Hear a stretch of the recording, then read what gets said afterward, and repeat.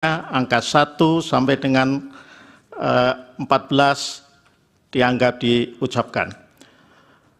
Pemohon mengajukan bukti P41, bukti P55, dan seterusnya dianggap diucapkan, serta ahli Fit Adrison, Faisal Basri, dan Antoni Budiawan. Bahwa terhadap dalil-dalil pemohon demikian, termohon tidak memberikan tanggapan. Adapun pihak terkait menyatakan dalil demikian tidak benar dan tidak terbukti kebenarnya, dan seterusnya dianggap diucapkan. Pihak terkait mengajukan alat bukti berupa PT7 sampai dengan dan seterusnya dianggap diucapkan. Ahli Hasan Nasbi dan Muhammad Qodari serta saksi TP Aceh Hasan Sadili dan Haji Abdul Wahid. Bawaslu menerangkan dan seterusnya dianggap diucapkan dan mengajukan bukti PK 141 sampai dengan bukti PK 146 serta bukti PK 149 sampai dengan bukti PK 157.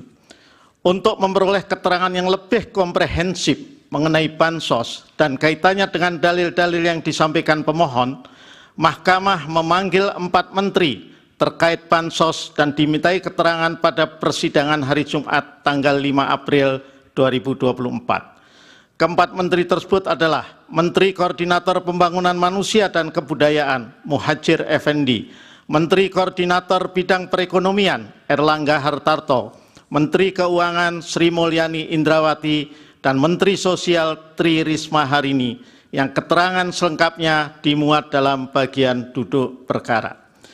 Bahwa terhadap dalil pemohon demikian yang tidak dijawab oleh termohon namun dibantah oleh pihak terkait dan Bawaslu beserta alat bukti yang diajukan untuk memperkuat dalil maupun bantahan pihak terkait dan Bawaslu, serta setelah mendengar keterangan 4 menteri terkait, Mahkamah mempertimbangkan sebagai berikut.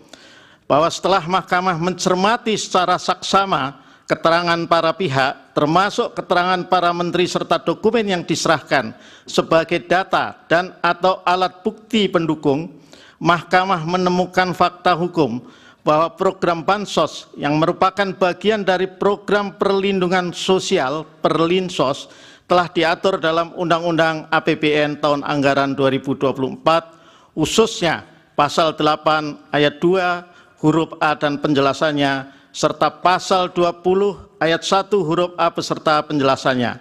Bunyi pasal selengkapnya dianggap diucapkan.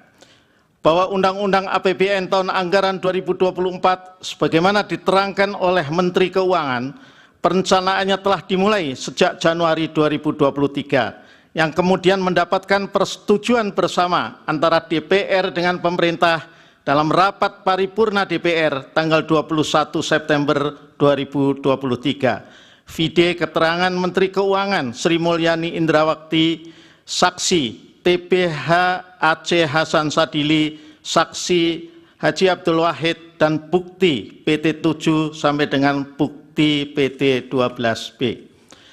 Dari total belanja 3.325,1 triliun yang direncanakan dalam APBN, sebanyak 496,8 triliun rupiah dianggarkan untuk program Perlinsos yang alokasinya terdiri, dan seterusnya angka 1 sampai dengan angka 3 dianggap diucapkan. Bahwa dari pencermatan Undang-Undang APBN tahun anggaran 2024 tersebut, Mahkamah menilai perencanaan dan distribusi bansos merupakan tindakan yang sah secara hukum legal, karena memang terdapat peraturan perundang-undangan yang melandasinya. Meskipun dengan catatan bahwa sebagian dari peraturan perundang-undangan sebagai turunan undang-undang yang mendasari legalitas bansos notabene adalah peraturan yang dibuat oleh pemerintah, presiden, dan atau pembantunya yang berposisi sebagai pelaksana undang-undang. Bahwa notulasi rapat pembahasan dan keterangan menteri terkait pembahasan program bansos sebagai bagian dari program Perlinsos menunjukkan bahwa program yang dirancang Presiden demikian telah mendapatkan persetujuan DPR sebagai wakil rakyat, sebagaimana prosedurnya diatur dalam pasal 23 ayat 2 Yungto ayat 1 Undang-Undang Dasar 1945 mengenai adanya kecurigaan bahwa terdapat intensi tertentu dalam penyusunan program Perlinsos, Mahkamah tidak dapat mengetahui intensi / niat lain di luar tujuan penyaluran dana Perlinsos sebagaimana yang disampaikan para menteri dalam persidangan, khususnya Menteri Keuangan. Dalam persidangan, Mahkamah juga tidak mendapatkan bukti yang meyakinkan kebenaran dalil pemohon akuo bahwa ada intensi lain selain yang telah ditegaskan oleh Mahkamah tersebut di atas. Terlebih lagi, hal tersebut menyangkut implementasi norma undang-undang, inkasu undang-undang APBN, dan peraturan perundang-undangan yang terkait. Dengan demikian, jika terjadi penyalahgunaan anggaran terkait dengan penyaluran dana Perlinsos, maka menjadi ranah lembaga penegak hukum untuk menindaklanjutinya. Bahwa lebih lanjut dalam kaitannya dengan jangka waktu pelaksanaan program Perlinsos dari perspektif kebijakan publik, penentuan jangka waktu demikian terkait erat dengan tujuan Perlinsos, apakah untuk antisipasi bencana atau untuk mitigasi dampak bencana. Apabila ditujukan sebagai antisipasi, maka sudah pada tempatnya Perlinsos dilaksanakan sebelum terjadinya suatu bencana alam atau pra-peristiwa. Sementara jika bertujuan sebagai mitigasi, maka pelaksanaan Perlinsos dilakukan setelah terjadinya peristiwa atau pasca peristiwa. Dengan demikian, menurut Mahkamah, program Perlinsos memang dapat dan lazim dilakukan sebelum maupun setelah suatu bencana. Bahwa sama halnya dengan intensi perencanaan Perlinsos, Mahkamah pun tidak dapat mengetahui intensi di balik penentuan jangka waktu antisipasi maupun mitigasi tersebut. Instrumen hukum acara di Mahkamah Konstitusi, khususnya hukum acara PHPU, senyatanya tidak memberikan cukup ruang, waktu, serta alat atau sarana untuk mendalami maupun menyelidiki intensi pembuatan suatu kebijakan publik. Bahwa oleh karena itu, terkait dengan penggunaan anggaran atau realisasi APBN terkait dengan Perlinsos atau yang lain, penting bagi Mahkamah untuk menegaskan hal demikian. 1. APBN ditetapkan dalam undang-undang setiap tahun anggaran. Inkasu APBN 2024 ditetapkan dalam Undang-Undang 19 tahun 2023 tentang APBN tahun anggaran 2024. Dan seterusnya, angka 2 sampai dengan angka 10 dianggap diucapkan. Bahwa berdasarkan hal-hal tersebut di atas, penggunaan anggaran Perlinsos, khususnya anggaran Bansos, menurut Mahkamah tidak terdapat kejanggalan atau pelanggaran peraturan sebagaimana yang didalilkan oleh pemohon, karena pelaksanaan anggaran telah diatur secara jelas, mulai dari perencanaan, penganggaran, pelaksanaan, dan pertanggungjawaban, termasuk pelaksanaan anggaran Bansos yang disalurkan secara sekaligus, rapel, dan yang langsung disalurkan oleh Presiden dan Menteri, merupakan bagian dari siklus anggaran yang telah diatur penggunaan dan pelaksanaannya. Bahwa dari sisi pembuktian, dari berbagai alat bukti yang diajukan para pihak, terutama alat bukti pemohon, Mahkamah menemukan fakta bahwa alat bukti pemohon yang dapat dijadikan rujukan oleh hakim terkait dalil mengenai pengaruh Bansos adalah hasil survei serta keterangan ahli. Pembacaan atas hasil survei oleh ahli serta hasil survei itu sendiri yang tidak dipaparkan atau diserahkan secara utuh, lengkap, komprehensif sebagai alat bukti, tidak memunculkan keyakinan bagi Mahkamah akan korelasi positif antara Bansos dengan pilihan pemilih secara faktual. Berpijak dari hal demikian terhadap dalil pemohon, menurut Mahkamah tidak terdapat alat bukti yang secara empiris menunjukkan bahwa Bansos nyata-nyata telah mempengaruhi, mengarahkan secara paksa pilihan pemilih. Bahwa selain itu, andai-pun benar terjadi pembagian bantuan kepada masyarakat oleh Presiden, pemohon tidak dapat meyakinkan Mahkamah apakah bantuan yang dimaksud oleh pemohon adalah Bansos oleh Kementerian Sosial ataukah Bansos kemasyarakatan oleh Presiden yang bersumber dari dana operasional Presiden. bahwa sebagaimana fakta hukum yang terungkap dalam persidangan, Mahkamah menemukan adanya penghitungan matematis statistik menggunakan pendekatan ekonometrika yang pada pokoknya menunjukkan adanya korelasi positif antara penaikan bansos oleh petahana dengan perolehan suara pasangan calon tertentu. Terhadap hal tersebut, pihak terkait tidak memberikan tanggapan atau bantahan. Bahwa menurut Mahkamah, ekonometrika memang dapat difungsikan dalam ranah scientific evidence dalam persidangan. Walaupun bukan sebagai alat bukti utama, namun ekonometrika atau kajian-kajian teoritis lainnya dapat diposisikan sebagai instrumen ilmiah pendukung yang dapat menjembatani antara kekosongan atau ketiadaan bukti empiris dengan rasio atau kesadaran manusia, nalar publik, serta dengan keyakinan hakim maupun penegak hukum lainnya.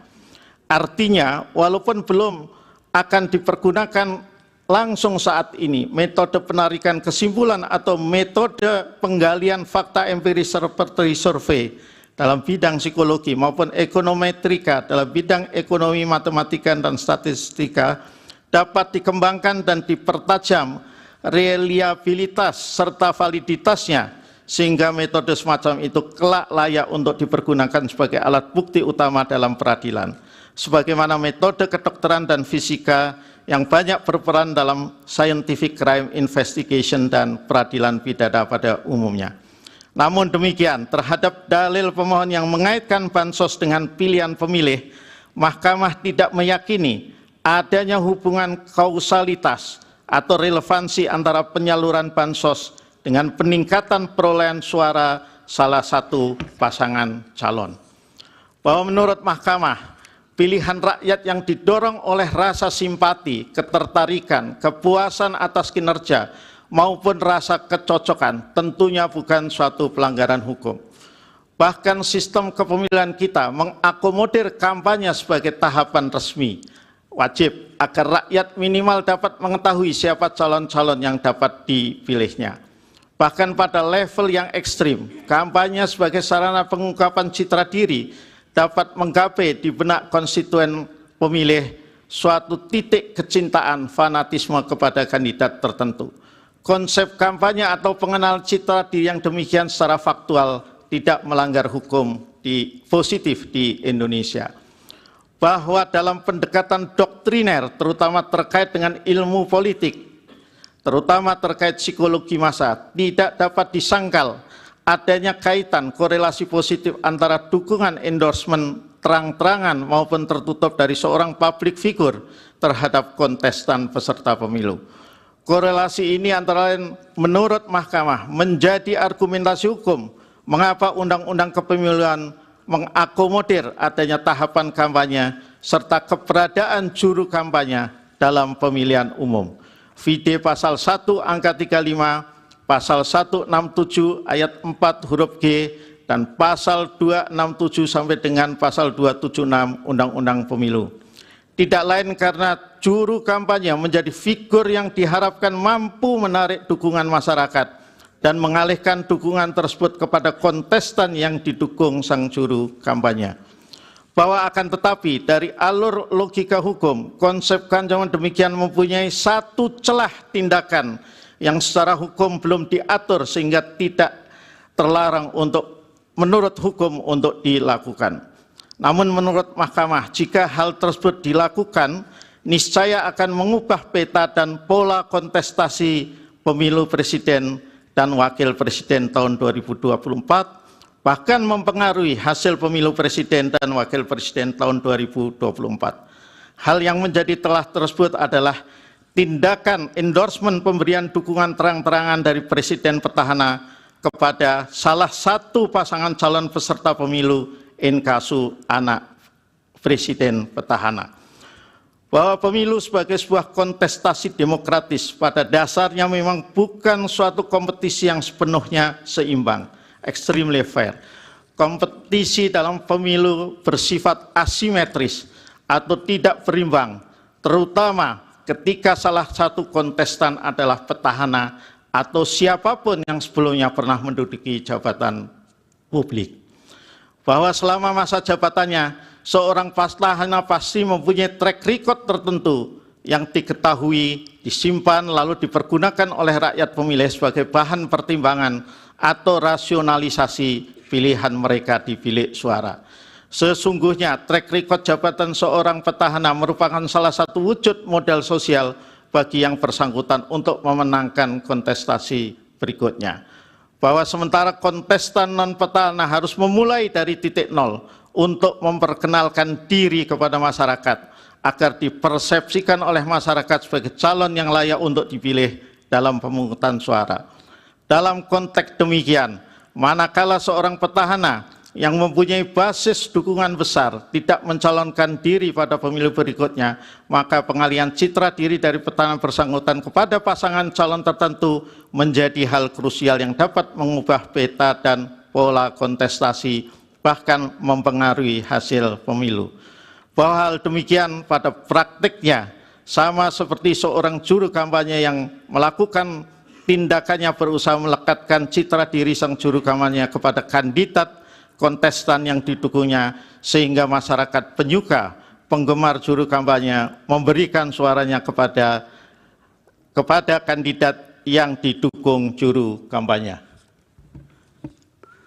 Bahwa dari sisi hukum positif mengenai pemilu saat ini, pola komunikasi pemasaran juru kampanye yang melekatkan citra dirinya kepada kandidat atau pasangan calon tertentu bukanlah tindakan yang melanggar hukum. Namun, endorsement atau perlekatan citra diri demikian sebagai bagian dari teknik komunikasi persuasif potensial menjadi masalah etika manakala dilakukan oleh